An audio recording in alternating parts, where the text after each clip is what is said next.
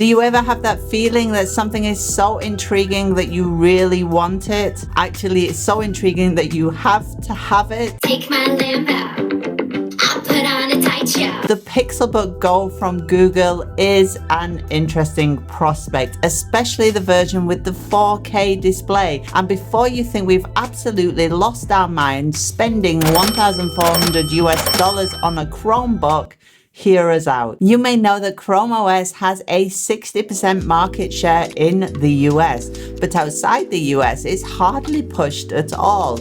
And we did have some concerns about the capabilities of the Pixelbook Go as we had to ship from the US over to Europe. However, Google state that they will support this device until June 2026. Now that to me sounds like an interesting prospect. The price tag, yes, ouch, $1,400. So you want to know what it's like to use the Pixelbook Go with a 4K display. If you are new to this channel, we are All-Star Space and we do tech videos and more for you. Don't forget to put in the comments below what you want to see on the Pixelbook Go when we do a full and in-depth review. Well, there's more to it than just a superb touchscreen display. It features an Intel i7 wide chip integrated Amber Lake GT2 GPU, 16GB of RAM and 256GB of SSD storage. The question really is though, do you need all of this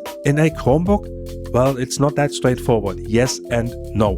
If you go for the 4K option, you automatically need a more powerful processor/GPU.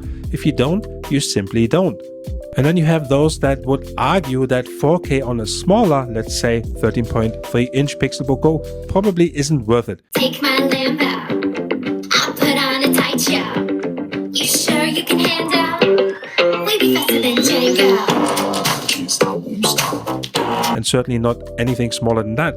However, as always, it is not quite simple as that, and some folks would even argue otherwise because you are often set pretty close to a laptop screen, so any difference can potentially be more noticeable to you.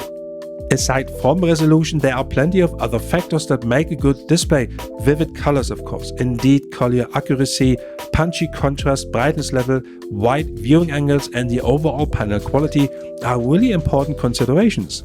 And I can tell you the aesthetics is super sleek. 13mm thin, sleek and super light. Our Pixelbook Go is just black with a magnesium alloy lid, which is home to only a sleek G, representing the Google logo.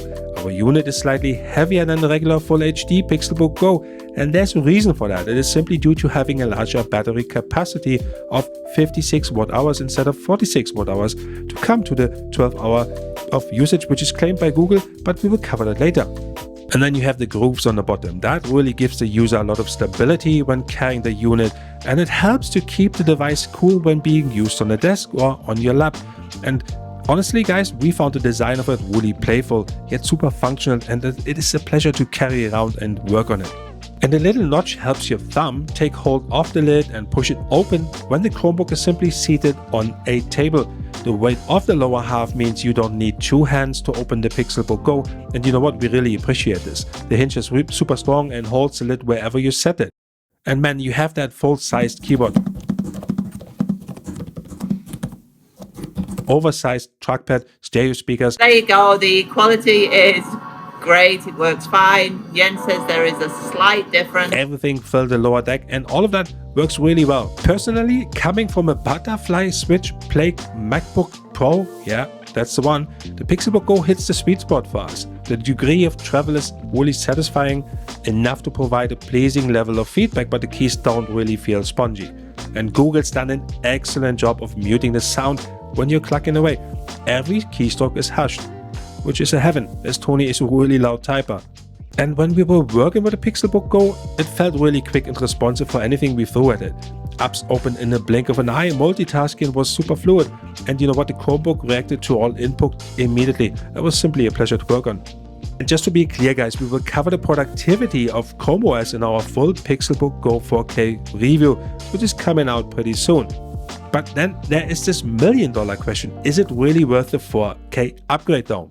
Well, put it this way, Google has done what Apple stopped doing, creating devices that may be questionable to some, but highly appealing to others like us.